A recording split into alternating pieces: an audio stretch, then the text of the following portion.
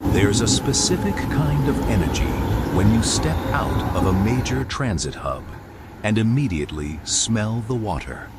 Welcome to Szczecin, a city that doesn't just sit on a river, it is defined by it. Here, the heavy iron rhythms of the railway dissolve almost instantly into the wide, slow flow of the Oder. We are at the very edge of northwestern Poland, just a few miles from the German border and a short run up to the Baltic Sea.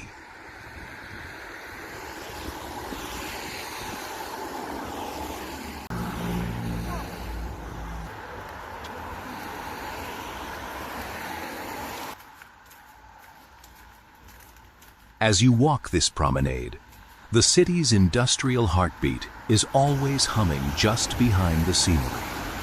You can hear the trains pulling away, the distant hum of cargo vessels. This isn't your typical European capital, full of perfectly manicured tourist squares. It's a place of transit, of shifting borders and deep currents. We aren't rushing to a destination today. We're just going to walk and let the layers of this city reveal themselves. The Oder, or Odra, as it's known in Polish, is one of Central Europe's great arteries. It carries the weight of history. For centuries, this water was the lifeblood of a powerful Hanseatic trade network. Look across the water. You see the cranes, the docks, the raw muscle of a maritime city. But the path we're walking tells a different story. It's about reclamation. It's a city taking its industrial waterfront and giving it back to the people.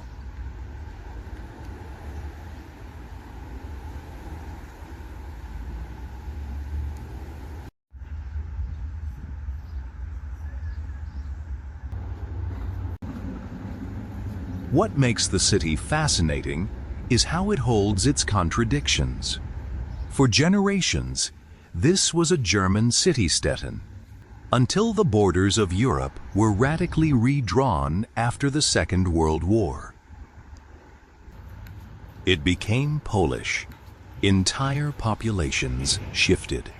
The people who arrived here had to build a new identity, a new home, among the grand, unfamiliar architecture left behind by another empire.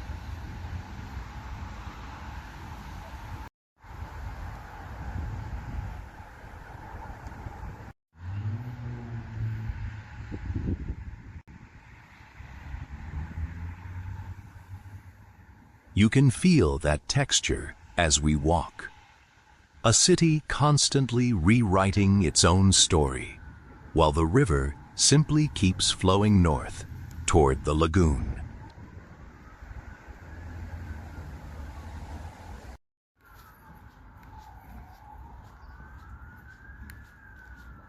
Every city has a pulse, a rhythm dictated by its geography. Here in Szczecin, that pulse is the water. Look across the water. You can see vessels resting against the docks. Szczecin was a titan of maritime trade, a cornerstone of the Hanseatic League. Its history is written in the steel of those cranes and the wake of those passing ships. Yet, down here on the promenade, there's a quiet intimacy, the textures of the paving, the curve of the street lamps, the small, surprising moments of urban art. They invite us to slow down, to observe rather than just pass through.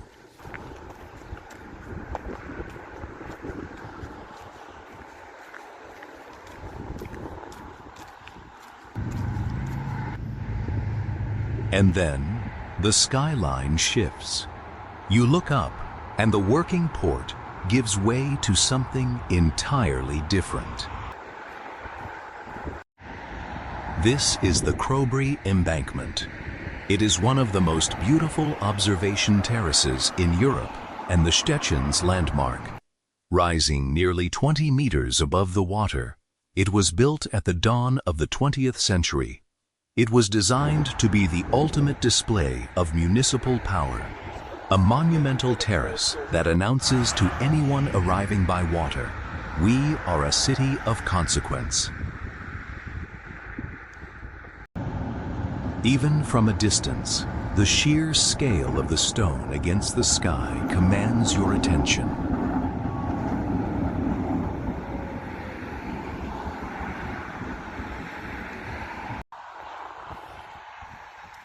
We're standing on the threshold now. Look at the depth of this frame. You have the modern city rushing past in the foreground. Cars, buses, the friction of daily life. And standing quietly behind it, the monumental past. It's the constant motion of the road, set against the absolute stillness of the stone.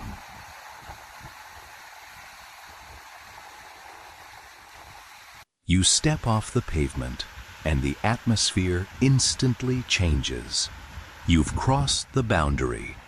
You are entering the space. At the center of it all, the water catches the light. As you climb these steps, your perspective literally elevates. You're moving up, away from the working river, into the realm of history and administration. But notice the people. Notice how this space is actually used today. They're resting, taking in the view, chatting on the steps.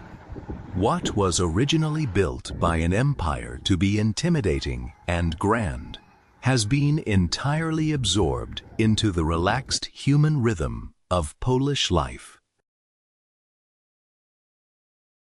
Let's take a 360-degree view of the terrace.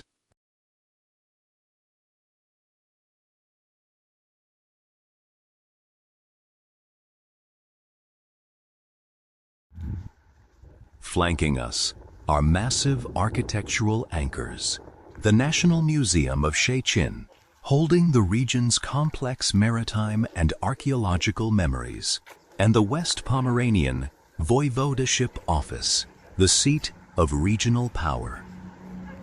Walking along these massive facades, you start to truly understand the city.